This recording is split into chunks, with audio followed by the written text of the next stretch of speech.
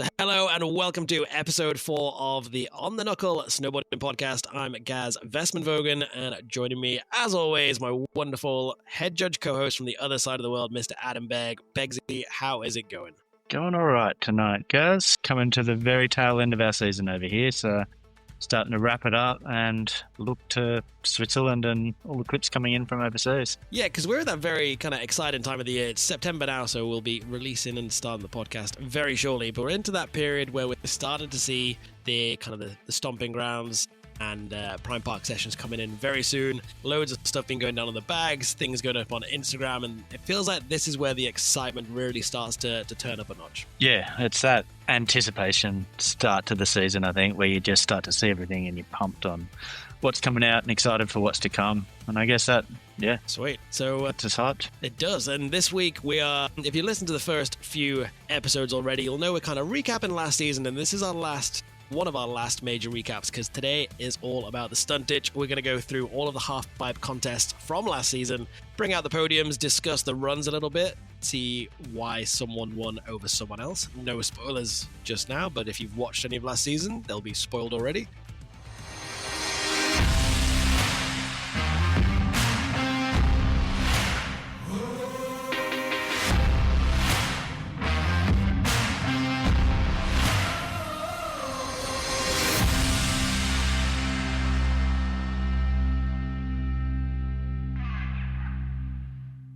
Okay, so if we flash our minds back, Beggsy, 12 months prior, what was kind of kicking off as we were leading into the 2024-25 season? Do you want to give us a rundown of that pre-season era? Yeah, so it was this time last year. It was stomping grounds and we were the pipe was good and everyone was starting to drop clips. I think Gaon came out with the cab 9 and we're like, oh, we're going to see a bunch of different direction 9s from the girls. And then John Lee dropped a front 1616 and we were like, all right, here comes the year of the triples, because then I think it was the next day Rupert went cab 14, Yuto did a front triple 14, and Rousset did his double McTwist 10. Like all the hammer tricks from last season were dropped within the space of about 4 days out of Sasfay. So it was just like, yeah, we were getting ready to get on. Yeah, it was a pretty kind of hammer time, because we'd seen the triple come out from Ayumu at the Olympics nearly 4 years ago now.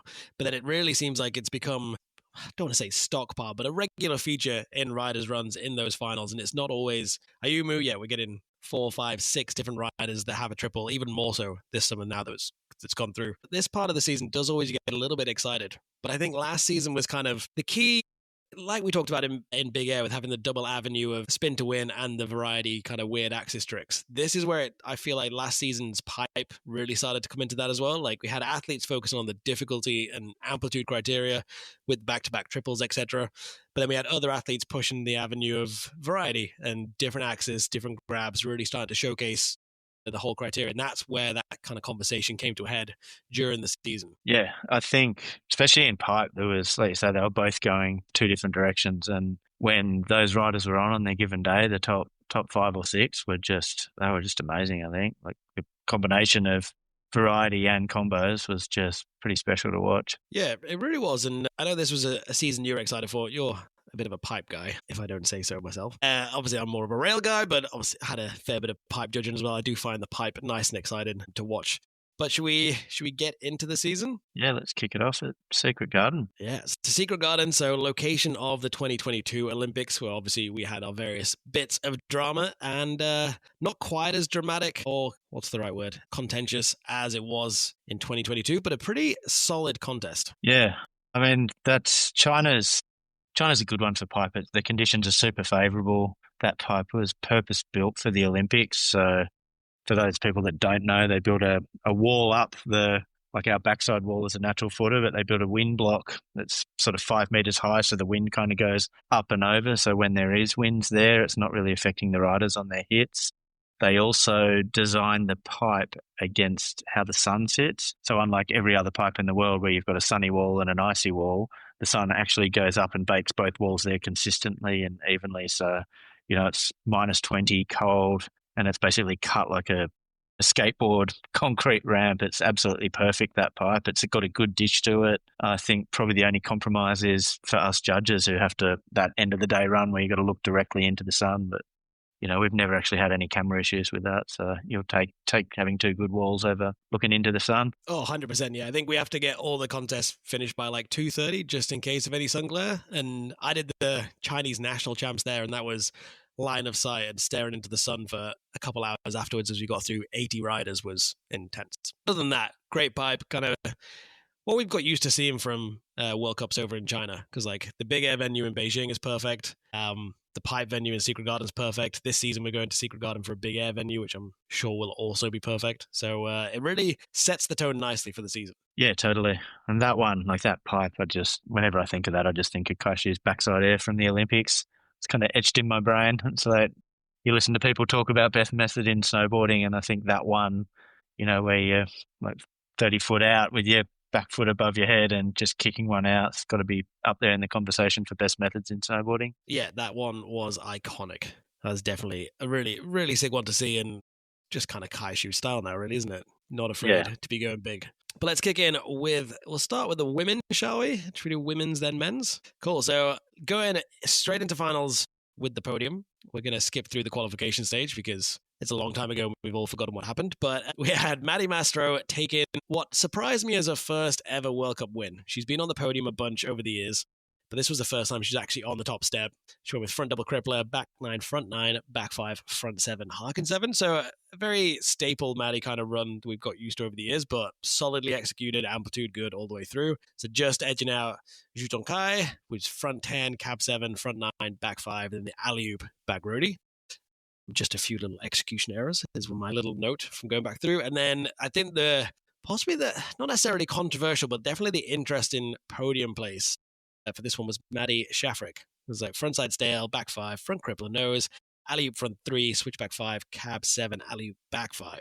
So yeah, the night alley-oop was a sick one too. And after a stint of coaching the US team, it was coming back to not only mix it with the riders, but straight onto the podium. So like you said, I don't think it was contentious, but it was definitely got people talking. Yeah, and I know some people were a bit like, how could you go from coaching to riding, but spend 2 or 3 years coaching the US team, came to judge clinics, started to understand more, and I think just wasn't ready to give up on the riding, and then came out, and she was one of those athletes that has gone in that variety direction.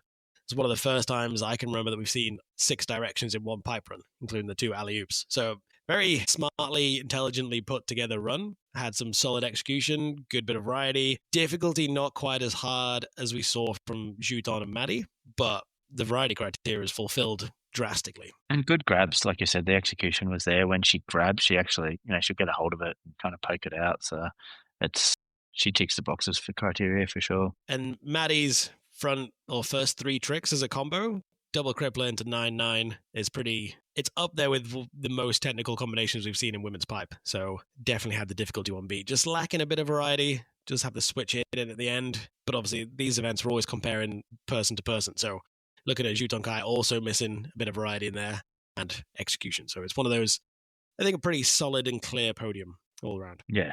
Tonton's memorable one for me is the Edifaki. It's that pause in the middle where she just goes into orbit, and it's as good as they get, that one. It's a soul pleaser. Yeah, like the Edifaki that Juton's doing, it's a classic skateboard trick, and it's cool to see it in amongst the runs. We've seen it in the men's field as well. It's still a very stable trick, like the backside air is. And I think, Juton's like the alley-oop rodeo that she's putting at the end of the runs. I'm calling it a rodeo. Might just alley-oop backside off axis. That's my easiest way of stereoing it. It's a cool, unique, very signature trick nowadays. All right, and then into the men's. If we had Yuto Totsuka on the top, Scotty James in second, and Risi Yamada in third. Yeah. So yeah, Yuto came out swinging in that one, didn't he? So finishing with a triple cork, which, basically ran out of pipe where he did it and landed as the pipe was tapering off, went absolutely massive for his last hit. And I guess similar to spot to where he'd thrown it at Saas-Fee, but it was different. We'd never really seen triple corks in runs before. They'd always sort of been up the top of the pipes. To finish on one was pretty different. And like I said, he had the 12-14, 12-12-14 combo. Like it was it was a run, that one. That was to come out with that first comp of the season. We knew we were going to have a pretty solid season. For sure. Like the way I kind of look at it, and this is what we chatted to the athletes about, like that first hit kind of issue. Like, is it easier to do the triple first hit when if you crash it, you've wasted your entire run? Or is it easier to throw it last hit when you don't necessarily have to ride into that next hit afterwards, but it relies on having the perfect landing from the trick before and being able to carry it all the way through? So I think opinions are relatively split on that. So I kind of think we could just take both into consideration. But I would say triple at the end, when you've already done 12, 14, 12, 12, you've ticked off all your 4 directions, and then throwing the triple coming out of a back 12 as well is pretty nuts. Yeah, especially back 12, sometimes you've got to, like, it's hard to land high on the pipe in that. But I have spoken to a couple of riders and coaches in the last sort of 6 months on that, and been sort of quizzing them on triple corks. And it does seem that everyone respects the other riders that are doing them and where they're doing them. It's not that one's more difficult than the others. Whilst we thought originally that, being able to just drop in first hit and do it with all that speed is an advantage, you've still got to piece together your combo later, or, to put it second hit where Scotty's doing it, he's still landing a switchback 12 or a switch Mickey or something into it. And then Ruka's the same. He's doing his further down in the middle of a run, and then you got Yuto at the bottom. So once you look, like I think you said before, they all kind of compare off against each other, and like talking to them, neither seems to be more difficult than the other, which is a learning one for us. But at the end of the day, they're all still triples, so they're all still going to carry weight wherever you put it in the run. These are the kind of the minor things we have to consider once we start seeing 4 or 5 different riders with triples in their run, and that's kind of what we had here, because we had 4 between Scotty Ayumu, Taki, and Yuto. It's suddenly a trick that went from being like kind of NBD or RBD, rarely being done, is now kind of a regular trick. Yeah, first comp of the season, we get 4 in one comp. Yeah, sets the bar pretty nicely for sure. And talking through Scotty's run in second place, Scotty has been on that variety push for quite some time with like the switch McTwist pullback we saw from the season before. Still started his run with the switch McTriple, but then switch McTwist. Did I say switch McTwist triple? Switch McTwist into the triple. Obviously not fully in commentary zone at the moment, but yeah, so starting to add the technical difficulty still like further into his run. He always had the switchback 12, which is as technical as the front and cab 14s, but now he's got the cab triple 14, and then has the back 10 switchback double 12 combo at the end. And like that back 10, I find it interesting. If you saw a back 10 in a slopestyle run, you'd be a bit like underwhelmed, because it's the first double you'd arguably learn. But then in pipe, suddenly the back double 10 comes in so blind for that last part of the rotation. He's grabbing stale, and then to hold that into the switchback double 12 is mad as I punch the table. Yeah, and the way he flips out of that one, like you say, so blind. It's just, yeah, that back 10's, it's a good one. And he's triple too. Like he's a big guy compared to those little Japanese kids. So for him to, like, he really needs a perfect transition and a good dish pipe to get that snap on the triple. Whereas I think Yuto and Ruka and Ayumu, they've got that a little bit more compressed, so they can sort of hold on to it a little easier. Like I think we've seen it a couple of comps throughout the season. Scotty have to abort on the triple and not go through with it. Do you reckon we're going to start to have like a height factor? Like how tall is the rider to affect the difficulty? Like the smaller you are, the easier the trick is. The taller you are, the more difficult it is. I'm sure the riders would like that. At the end of the day, we just got to judge one against the other. So it doesn't, it's not judging genetics, judging what we see. But all right, so I'm going to put you on the spot here as a very overqualified head judge who wasn't at this contest. Why do you reckon Scotty wasn't ahead of Yuto? What was holding Scotty back that didn't give him the win? Well, I guess combo from Yuto, like it's that whole run is one combo. So then you're talking difficulty. There's 12, 14, 12, 12, 14 combo. Variety was there, all 4 directions. Amplitude was there. That triple at the bottom was probably second to Ayumu's on that day. Like it was absolutely massive. And like I said, he literally ran out of pipe. Like I think everyone had their heart in their throat just going like he's not going to land it. There's nothing left. So amplitude was there. So really he ticked all the boxes on criteria. Scotty had the difficulty, had the variety. My argument would be with Scotty, it'd be the front 5. The difficulty there sort of, other than that, the run is completely there. But he did do, switch Mickey 5, cab triple, but then there's a front 5. And if you were to just go, this is an interesting one. Often when we're comparing runs, we'll be like, who won difficulty? Probably Yuto. Who won variety? They both cancel each other out. Who won execution? They're both pretty good. Who won amplitude? Very similar again on that. Maybe you give it to Yuto for the front triple. Either way, Yuto's just coming out. If you tie them on amplitude, Yuto's coming out 1-0 on criteria. The other way we can do it is compare trick for trick. So you can go who won the first hit, who won the second hit, and then you get to the third hit and you've got a front 12 against a front 5, and then that would, to me, would be, he wins just on criteria, and again just by one hit on tricks as well. So yeah, that's probably why I'd give it to him. Yeah, I'd kind of say the same with that front 5. That we had Sean White having the skyhook front 5 stale in all of his runs as kind of his signature trick, and he kind of got away with it for a while because a lot of riders had that pause element in the run where it'd just be like, cool, easier trick to take a breather, set up for the next tech trick in there. And it was kind of all right as long as the amplitude was like super huge and big and the amplitude made up for the lack of difficulty of the trick itself on paper. But yeah, here now we're starting to see the likes of Yuto or Ryusei or Ayumu going back-to-back hammers top to bottom. That kind of pause frontside 5 trick needs to be outstandingly good amplitude to kind of carry weight still. Yeah, totally. I think it was Ruka that started that back in Copper, and he just went 12, 14, 10 combos. And it's like, once you do combos from the top to the bottom of the pipe like that, like you say, with a front 5 is as good as it is for a crowd pleaser. It is a bit of a breather when you're comparing it against a 12 or a 14 on that same hit. So yeah, I think that's why Yuto probably had that pretty comfortably. And then you go down to Ryusei in third. That was a good run, Ryusei's. He had the back double McTwist 10, like chicken wings it, hangs it out. That first hit, again, like a back 10 in the pipe. He lands so blind on that one. Then he goes into a switch McTwist, which Scotty had as well. And then he got cab double 14, front double 14, cab 10. So, a 14-14 combo, but with some real flavour and variety in there. And his runs, they just feel unique when you watch them, I think, Ryusei's.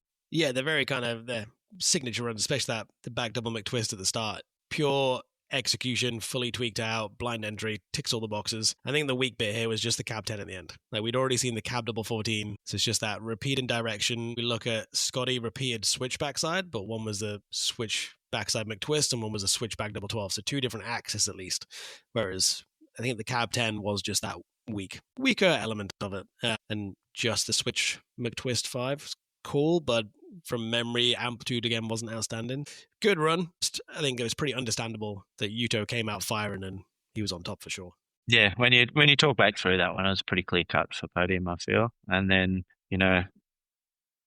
Ayumu's just off there. I think that was after his triple. He landed pretty he went into orbit on the triple, but then landed really low on the cab 14 on the second hit, and it really kind of runs out of steam in that when you land in the bottom of the transition, when you're comparing those runs that are just perfect. That's enough to put you out in a comp like that. Yeah, he has had that kind of under rotation issue a few times on the triple this season. Gets away with it sometimes, but yeah, this one I think just kind of a little bit too heavy on the heels. But if we skip forward, if I remember correctly, does make up for it when we get through to Copper. So let's move on to contest 2 of the season. Quite a busy tour, fly halfway around the world. And this one, you were present at. You were head judge for this one, weren't you? I was the commentator, and my voice sounded very similar to how it does now, being a little bit ill and sniffly. So this is a kind of good flashback moment. Brian, take us through what Copper Pipe is like. Yeah, so Copper's, it's up at altitude. Like, it's one of the ones you notice when you get off the plane, especially for me coming from Australia and being pretty low down. I get out at 3,700 meters there and running up the side of the pipe, you start to puff a little bit, and it is a bit at altitude. For them, it's December, so it's the start of their season. It's always a slightly smaller pipe than China, and compared to some of the other pipes on tour, doesn't have quite the dish, like the perfect dish. It's always got like a little bit more of a flat to harder transition. So it's got a little bit less transition, and it's a slightly smaller pipe. And I think when we look at runs, you can see riders just toning it back a little bit, probably because of the pipe in that one. Yeah, I think Copper's a great place in general, but yeah, the pipe's definitely not as strong as we see from Secret Garden or Laax. But it does bring a decent sized crowd. The Americans, big fans of the pipe, definitely the freeski side. They seem to have like 8 in the top 10 at every World Cup, but I only know that because I commentate freeski pipe as well. Swiftly switching back to snowboarding. Yeah, a lot of Americans, a lot of supporters on there, good atmosphere. One big talking point I want to say coming out of it, and we discussed it a little bit in episode 1 of the podcast in terms of low points of the season. And just to kind of bring you back into that PTSD kind of zone, do you want to talk us through the Chloe Kim incident, Beggsy, or shall we quickly move on and just we can send people back to episode 1? Yeah, we touched on it in episode 1. It was, I guess, for those that haven't heard at 1 or watched the event, she fell over after her last hit, coming along the middle of the pipe, and kind of just chatted out and sat down just before she went up the wall. Yeah, we marked it as a fall because, you know, that was still technically in the pipe. We'd had the chat whether it was a finish line. She probably would have fallen right over it. We still would have been, had she or hadn't she fallen. But then I think in that same event, Scotty came out of his switchback 12 and like kind of threed up onto the wall of the pipe and stopped next to the fence. Or, if she'd just come down and just done a turn down in the bottom or skidded out down against the corral, it would have showed a lot more control and, finished that run completely as opposed to sort of being on your bum in the middle of the pipe. So, yeah, we touched on it and it was super unfortunate for Chloe. She got her own back later in the season, which was good to see. But in that one, it was a shame because it was a podium or a winning run before that fall. For that one, because she went down, it was Sarah Shimizu that had good execution, clean grabs, back to back nines. She's really really precise with her pipe riding. When you look at women's pipe riding, all of her tricks are really quite well done. The execution's there. The grabs are always very solid. It's not that sort of old school spin and then slap the board midway around. She really does get a hold of it on a lot of her spins and it does it well and it put her on top for this one. Yeah, I totally agree. And just kind of final on the Chloe point, like top tip for a rider, if you want to be on top of the podium, don't touch the snow in any way. Make it very obvious. Yeah, we did have another annoyed Todd Richards situation after that, but it is what it is. Learning curve for everyone. I still think it's the right call looking back at it. But yes, Sarah's run, very opportunistic, like back-to-back combo of the nines at the top into 7-7 combo. Just tapers off a little bit towards the end, but execution just so on point all the way through top to bottom. And then Shuton Kai in second, starting off with that 9, again with the air to fakie mid-run, which is kind of sick, and the back rodeo at the end, and then somehow squeaks a backside air in right at the end. So just lacking the 9-9 combo, really. Yeah. It's hard flashing back to content you weren't at. Yeah, 9-9 combo, and yeah, she was good in second, and it's like 2 seconds for her at the start of the year, so it was a good start for her. Yeah, and I think she'd have gone into, doing the maths wise, she'd have gone into the next top of the tour with the yellow bib. So good prospects for the Crystal Globe at the end. And then Mitsuki Ono, third place, decent run, 2 9s in there, just not back-to-back. Had all the directions. Had the cab 9 in, which is kind of interesting. That was what we kind of flicked to at the start of the season with Gaon learning the cab 9 pre-season. So it's one of those weird tricks that, like, in theory, we see front 9s all the time. We just don't see cab 9s. Like, it's a pretty rarer trick in the pipe. Oh, it's so blind in the pipe. Like, heaps of the time, you'd almost rather go back around to reg and actually see where you're going as opposed to landing blind like that and just kind of hoping. It's a scary one, so that's probably why we don't see it so much. But yeah, anything else from the women or bounce into the men on that one? I think we've covered the women quite nicely. Let's bounce into the men's with fourth place in Secret Garden, straight to the top in Copper with Ayumu Hirano. Yeah, similar run to Beijing. He held onto his cab 14 landing on the second hit, went higher than, landed up higher up the wall, into back-to-back 12s, just holding onto his back double 12, which he often struggles with. Like you watch his sort of runs and his back 12's often a little bit weaker or less grabbed or lands funny and edges on the wall, but he sort of held it together on that one. And then, he sort of travels, but then nice finished with a front dub and went bigger than anyone else and won that one. So it was a close call.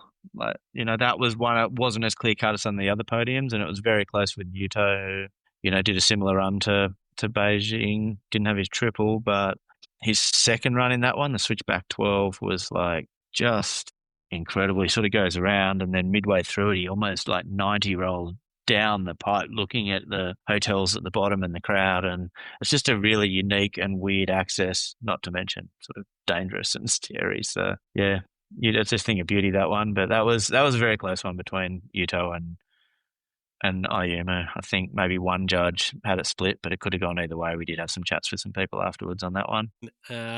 So Judge 2 had Yuto in first and Ayumu in second. Everyone else, so like at least it went with the majority. Wasn't a bit of a maths issue that we've had in other times of life.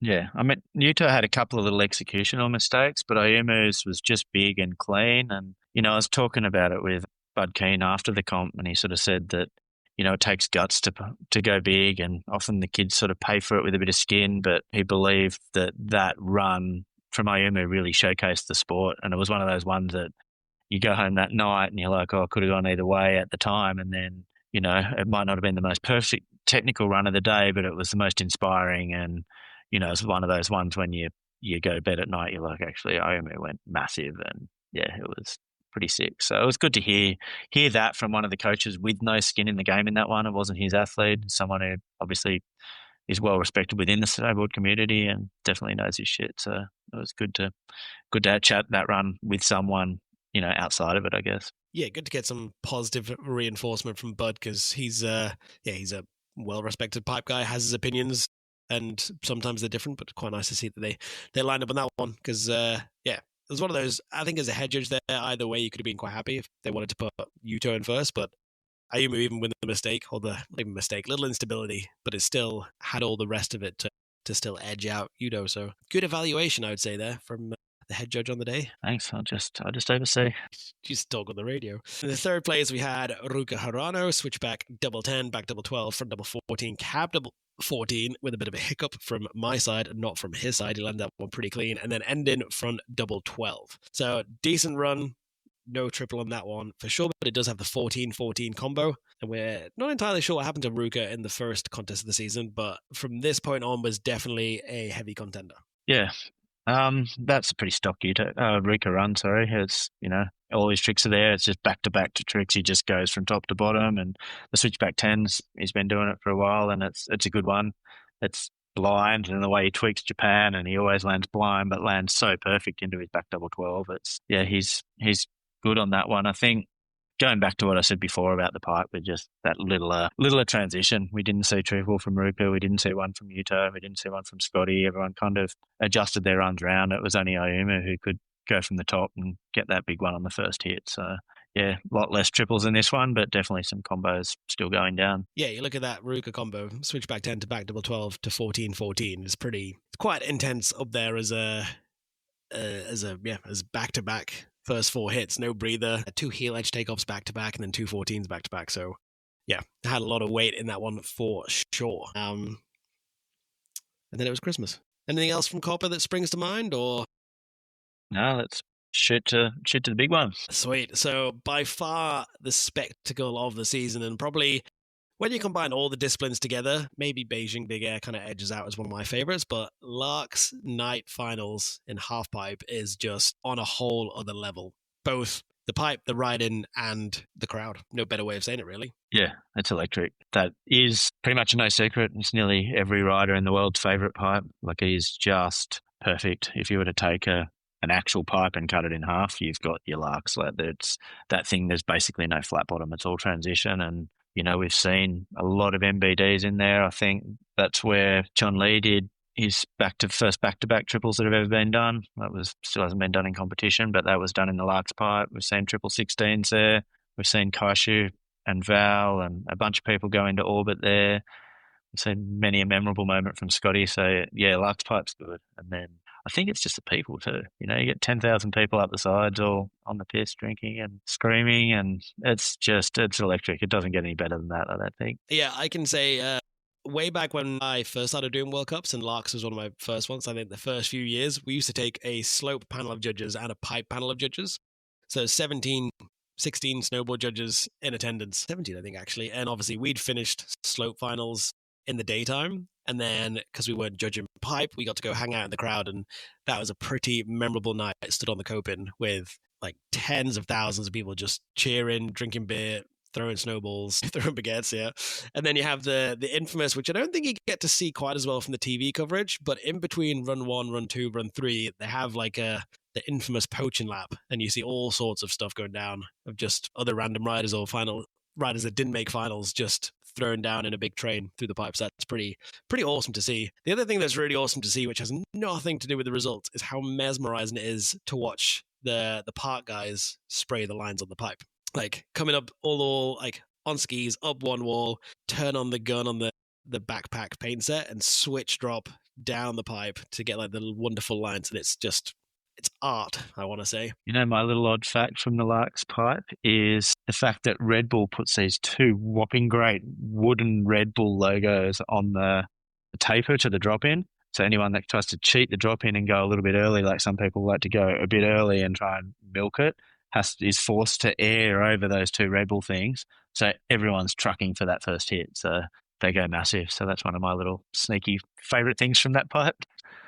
Yeah, so that one, for me, it was good after Chloe's little mishap in Copper to see her come back in Laax and just absolutely fire, massive back three, switch method is as good as it gets. Like I see that thing on so many pitches. It's like one of the screen grabs, which, if you're going to do the rider in the air type shot, that's a good one to do, is to take a perfect switch method. And then she went into the first women's cab double corking competition, into a front nine, and then finished with them at twist. So that run was just an absolute heater from top to bottom. So she kind of came out swinging and no one could catch up on that night. So you had the cab double in there as the MBD, and then Maddie, I believe, not talking about X Games because I can never remember what's happened in X Games, but definitely from a World Cup side of things, I want to say it was the first time we've had two doubles in a comp. She started her run front double crippler, finished the run with front double 10. So both front side doubles, slightly different axis. One basically a front side double 9, the other a front double 10. So really cool to see. And I see that the issue with Maddie sometimes is the higher rotations, when she's doing a 9s or the 10, the executions always seems to be solid. But with the lower rotations, just seems to slip up a little bit. I have no idea why. Maybe we'll ask her at some point, but I kind of feel like that's a tricky question to answer. But because normally you'd think going up in rotation would cause a bit more scrappiness. But she's got those bigger tricks dialed in pretty well. We've seen that double now coming out consistently in every single event. Yeah, perfectly grabbed, like you say. She's got, the harder the trick is, the more she seems to have it on lock. And yeah, she does sometimes go a little early on a Harkin, and she's got a good axis on it, but it often lacks the amplitude. And then for her, there's often a little bit of, there's like a directional thing. It's a switch backside missing. So when the other girls, when you've got Gayon going switchback 9 and Chloe doing switch method, and technically they're hitting all 4 directions. Yeah, Maddie, while she does have 2 doubles and was, you've got MBD there, but then we've also got Chloe going NBD as well, but also having the varieties. So it's always a bit of a toss-up. And as we say, 2 different directions of variety versus difficulty. Good to see the consistency from Maddie in terms of 2 podiums in 3 events is a pretty stellar way to start the season. So yeah, so that's 1 through. Yeah, the switchback 9 from Gayon is pretty impressive. Not a trick we see from a lot of riders whatsoever, even in the men's side. The men's seem to struggle with that switch backside wall, and Gayon had it down pretty nicely, I want to say, from memory. Yeah, again, I was chatting to a few riders recently, and, some people are like, I would much rather go switch backside air or switch backside 5 than try and step to a 9 or a 12, they're saying, or even alternatively go sort of a 14 on the other wall. Like they're pretty tech, switch back bigger spins. Yeah, tiny bit. So yeah, women's pipe, pretty successful. Everyone seemed pretty happy. Into the men's side of things, and this is where Scotty turned it on. Second place in Secret Garden, missed the podium in Copper, but top of the podium with almost like he looked into the future and heard our criticism of his Secret Garden run, because very similar to the Secret Garden run, but changed that front 5 that we talked about into a front double 12. And it's that like instant change suddenly just brings that whole run together really nicely. So the switch Mickey into the cab triple, and then front 12, back double 10, and then switch back 12. So again, pushing the variety, still has a difficulty, and I want to say a clear winner on the day. Yeah, for me, this is probably one of the best runs ever done in the pipe. I said that at, I was watching Beijing, and I'm like, well, Yuto's going to be hard to beat this season. I think that's the best run ever done in the snowboard halfpipe. That was incredible. And then, 2 comps later, we get to a perfect pipe at Laax, and Scotty goes and does the same thing. And, not only for him, he was a bit of a Sean, like he's always had that sort of breather in the middle there. But yeah, like you look at that, it has variety, it has execution, it has amplitude, and it's just one big combo from top to bottom. The one little chink in his armor, if you will, from Beijing, front 5, he goes and drops a massive front dub 12. Yeah, it doesn't get any crazier than that. And it was just technically perfect, that whole run. It was, yeah, the crowd was buzzed, and judges were buzzed. It was a solid win, that one, I think. And yeah, that one, honestly, I thought he was going to be hard to beat. Yeah, and I think looking at the judges' scores across that was a unanimous win. No, there was no split panel, no other decisions. Everyone had him in first. Pretty kind of nice when that happens. Makes the judging a little bit easier. But yes, so Scotty in first, Ruka Harano in second, so gradually creeping his way further up the podium. And then Ayumu in third.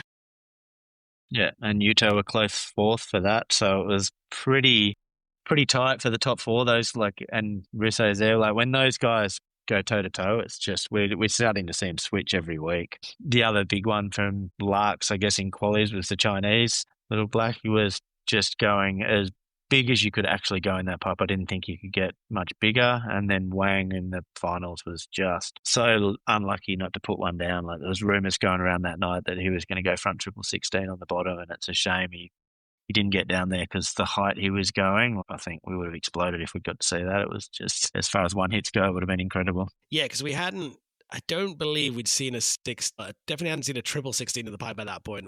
We had seen 116, was it from Lucas Foster, or was that stomping Yeah, ground? Sochiro spins the odd one too. Yeah, he did him in Copper and he's in Beijing. But yeah, no one triple except, I guess, Chun-Li again in Laax, but not in a comp.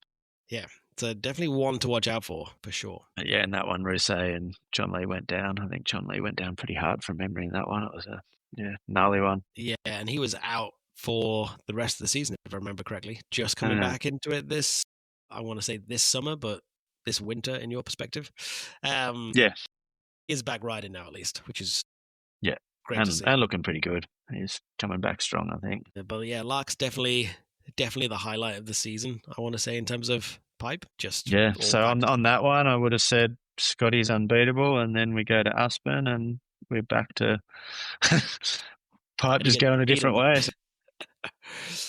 All right, so take us through pipe in Aspen. So this was the one I was supposed to judge. I got stuck with my Esther not coming through, so missed the 2 days of pipe training and got subbed out of the paddle quite respectfully because I hadn't seen any of the training. So I wasn't actually judging this one. I was a pure spectator in the booth. But you were head judge on this one as well, so getting plenty of half-pipe head judge practice in ahead of the games. But yeah, Aspen's pretty special. Coming there the week after X as well. Kind of like we talked about in the slope style. Riders getting a lot of practice, pretty decent super pipe, good venue in general. So kind of nice to be back there rather than Mammoth as we have been for the US stop in previous years. Yeah. Chloe, that one, stepped up her run from Laax a little bit. Instead of going back 3 at the top, she went back 7 into switch method, through the cab dub again. So no longer an MBD. It's in the run now, like 2 weeks later. And yeah, cab dub into the back-to-back 9 combos. So again, taking the McTwist into a 9 as well. So really upping the difficulty and banging out another podium. Like she's good when she's on, Chloe, and a pleasure to watch. Like you love watching runs like that. Second was Gayon, and then third Sarah. Yeah, there's sort of with Maddie in there. They're the 4 that seem to really be going toe to toe in all the events. I think you've got Gayon with her tech, Chloe with her tech and difficulty, and then Sarah with her execution, and then Maddie sort of going both as well. She's got a bit of tech and a bit of execution in there too. Yeah, and if I remember correctly, I think Maddie kind of missed out on the podium because it's more strategic than anything wrong with the run as such, because she, I think, fell on first run, only threw the single crippler on the second run, and then added the double on the third run, whereas her kind of approach in the past has been, well, this season has been more on point with the double, but she started run 1 with a single and then had kind of 2 runs to go for the double and put it down nicely. So if I remember correctly from watching that one, I think that was kind of where she went wrong, was just relying on that third run. Was there a back 9 in the middle or something that was a bit... Yeah, there was... Did she miss the grab? Or was it... I feel like something on the backside wall. It was like either a high-low scenario or it was a grab thing. But yeah, I feel like from memory it was something to do with the back 9. But I'd be wrong. This we'll never know because we can't find that one on the Fizz highlights. But yeah, but like as you say, these 4 seem to be battling out with a little bit of with Tonton in there. Zhu Tongkai wasn't in or didn't make finals, which is why she wasn't in the Aspen finals. Dropped out in qualification. But yeah, these do seem to be the 4 or 5 to keep your eye on coming to this season. Mitsuki Ono also good to get in the mix occasionally. So, but I feel like women's pipe is just the exciting one to watch for sure. Just seeing the progression come through with Santi, NBDs and doubles and variety in there. So it's definitely, it's going to be exciting come Milano for sure. Good luck for that one. On the men's side of things, it was another Japan clean sweep of the podium. This time, Ruka Hirano ahead of Ayumu, like it was in Laax, just without Scotty in there, and Ryusei Yamada in 3rd place as well. We've got down, there was a split panel in that. It wasn't a clean-cut win for... I think it was a clean-cut win. Yeah, I think it was a clean-cut win from memory. Everyone pretty much unanimous for first, but then from 2nd to 5th was just an absolute mess. Everyone sort of, there was no one really sort of agreeing on rank, should we say, which is, I guess, when that happens. Yeah, Ruka's run was pretty crazy. The usual hangout in the middle of his switchback 10 into the 12, 14, 14, 12 again, and just, it was just a stamp. He just nailed it. Notably, no triple. Now, I feel like those American pipes, they don't have quite the dish. There's a bit more flat bottom in them, and I feel like there's some conditions holding people back there. So, everyone agreed that it was Ruka on that, but then Ayumu second and Rusey third. I think some preferring the amplitude of Ayumu, who did probably one of the best. Like, I think the triple 14 he did in that one, the height, the amplitude, everything was probably the best triple ever done. The way he held truck, it was as good as it gets. But then you got Rusey on the variety side. But yeah, I think there was only a few points separating second or fifth in that one, and Scotty ended up fourth or fifth. Coming off a run that was the best run ever done in halfpipe, he can't even make the podium 2 weeks later. So it's pretty. Yeah. Says something about the standard of pipe. Yeah, it really does. I think I've just looked at the score sheet. There was 4 points between second and fifth, which sounds like a lot. It's like a point per person, but going through the individual judge ranks, some people had Yuto in second, some had Ryuse, some had Ayumu. It was a very split panel, and we can't have to leave it to the mass. That's why there's so many judges on the panel, so we can have those different opinions. No one's necessarily right or wrong. We drop the highest and low, take the average, and voila. But I do remember that being quite an insane final. Yeah, I think it's a taste of what we're going to see when everyone actually lands one. Once you start adding Cam, Melville Ives and a few of those younger, newer kids into that mix with those guys that are already going toe-to-toe, like, men's half-pipe's just going to be absolutely insane, I think. Yeah, because he's one we haven't even touched on this episode at the moment, is Cam Melville Ives, because he's another one with a decent bag of interesting tricks. I remember doing the Australia-New Zealand Cup in... I think I was in Cadrona at the start of last season, throwing alley-oop double rodeos mid-run and starting to stick. We see the alley-oop double rodeo before, but always as a last hit, so you don't have to continue on to the next one. And Cam got it down pretty nicely. He's one that, we haven't mentioned too much. Didn't get the World Cup podium last season, but I'd say outside chance. Yeah, nice front 14 tail, and I guess a bit of a spoiler alert. We've seen a triple at Stomping Grounds in Australia a few weeks ago. He's got that. He's got some big ones where he just hangs it out and goes. The travel down the pipe on some of his is pretty good too. So he'll be one to watch. Little guy with big amplitude for sure, and killer smile. Always seems really happy. But that's kind of it for Aspen. On to our final stop of the tour, going slightly north to Calgary this time. So I want to say crazy cold at the start of the week, mellowed out towards the end of the week. I had the pleasure of being head judge on this one because you didn't fancy a trip to Canada, so I had to step into some big boots. But another night final, not quite as sensational as we saw in Laax. Still had a crowd, but just pending at the bottom rather than lining the coping down from top to bottom. And something to cheer for, because Elizabeth Hoskin from Canada I say Canada like it's a regular word, but from Canada to be correct. Elizabeth Hoskin taking third place on home soil. Yeah. Decent. Yeah, so she, the local, taking home third place. 5.779 in a backside air. It's pretty solid. And she's one that's always had decent amplitude. And and she's got a really unique cab 7 too. Like, she kind of goes 90 and then front flips straight down the pipe and then falls out of it. It's different, and when she gets it, it's kind of good to watch. I think Jan does a similar one on his cab 10. It's just, it's good when people put a little bit of their own flavour on tricks, and that one works for her. So good to see a local in third. And one notable thing I think with Calgary is it's, like you said, it's cold often at that time of year. The conditions are there, but it's quite a shorter pipe, so it's probably one of those ones we have the conversation, which I hate, the 4-hit versus 5-hit type thing. And we always seem to see a few runs that only have 4 hits, which be nice if we're judging apples with apples. So what's your take on the 4-hit versus 5-hit, as soon as you brought it up? I think it comes down to line choice. And I think some of those riders that are only getting 4 hits, I would love to see if they took the optimum line in the pipe, how they would go with 5 hits. Like, that actually, the amplitude they'd actually be getting on some of those hits would be insane. And my argument would be, if you've got Ayumu and Scotty and Yuto doing 5 hits and going like 30 foot out, it's not a 4-hit pipe. Like, if Ayumu's going 30 foot out and he runs out of space, then you could probably argue and go, look, he went so big he literally ran out of pipe. But when there's people doing it, that then becomes the gold standard and the benchmark to which we sort of anchor off. So that would be my take on it. Yeah, because 5 hits, like, more isn't always better. More can be better, more can be worse. But like, sometimes, 4 hits is because you're going huge amplitude and there's just not enough space left in the pipe. which is totally fine, acceptable, comparable to the 5 hits. But yeah, if it's 4 hits because you're, rather than holding one edge line, if you slip them down 10 feet, 20 feet per hit because you can't hold that edge, then it's got to be a negative, which just adds more for us to look into, really, doesn't it? Makes our life a little bit harder in those 20 seconds. But so Cool. And first in that one went to Cena Tomita. Beautiful front 10 tail into a 7.559 combo. Good grabs on all their rotations, kind of pushing the level of execution in women's pipe. So it was good to see that one. Yeah, it's great to see like the execution starting to shine through for sure. Elizabeth Hoskin in third, Maddie Maestro in second. So once again on the podium, starting with the double crip and then 9.775 combo. So a huge combo to start. The double crip into the backside 9 is as technical as it gets, really. Yeah.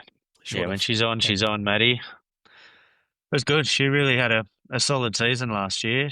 She's had some battles over the last few years, and then last season she was a regular on the podium, and I think she sported yellow. I think she came into this one in yellow and sported yellow for a lot of the seasons. Just pushing that level of execution in women's pipe, I would say. She's now becoming that, again, if she's grabbing and holding it for the whole way, we're then going to hold everyone else to account like that. So, and that's the sort of snowboarding we want to see. Yeah, because I think this could be a kind of a hot take moment. Chloe's got the big bag of tricks, but sometimes her execution, the grabs are a little bit short. It's a little bit twisty. And yeah, it's slid for a while because the difficulty of the run is just so high that it surpasses everyone else's, and even with the execution mistakes. But yeah, now we're starting to see Shimizu getting solid, well-held grabs on every single hit. It's like, all right, cool. Now it's been done. Yeah, we've got to hold. It's gold star standard sort of thing. So it will be interesting how it plays out this season.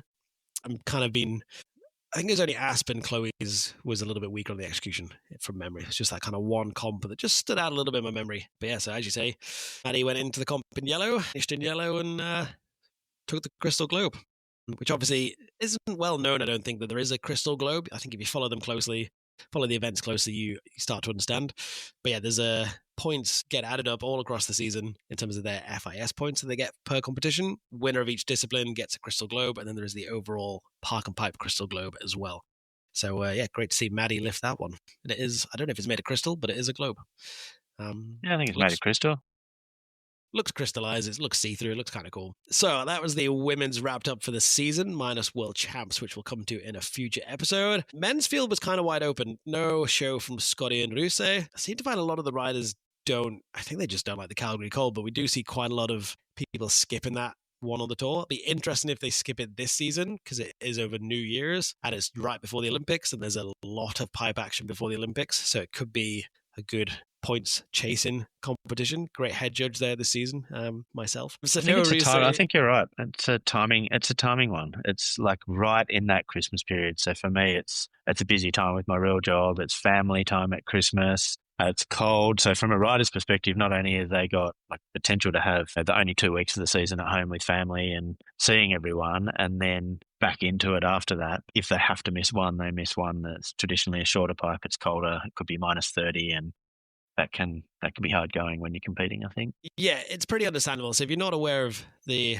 program for this season, there's 6 or 5 World Cup pipes before the Olympics, plus a snow league event. And we have Copper, then a week at home, and then straight to Calgary for pipe. So a lot of the judges didn't want to go to Calgary from the Olympic panel just because it is such an intense period. It's a nice time to be with the family. And I had to tell my wonderful wife that I was spending another New Year's away from her. But that's this season coming up. So going back to last season, no Ruse, no Scotty, Ruka riding as good as Ruka has been all season. Switch back 10 at Japan into the back 12, and then the 14 in the cab 10 truck. And then this was a really interesting bit, which I think this is the impact from Snow League, was finish the run on the alley-oop back rodeo, rather than his kind of traditional high rotation run tricks all the way down the pipe. Started to bring that variety in, which was something that Snow League pushed quite heavily in their format, which we'll save for a future episode. But that was very cool to see the impact that Snow League was having on the World Cup side in terms of Ruka's run. Yeah, instead of finishing that 12, it was the rodeo, and what he managed to do in that one was have 5 massive hits with 5 different directions. So now we're seeing runs, there's no weak spots, but they're actually adding a 5th direction with alley-oop, which is kind of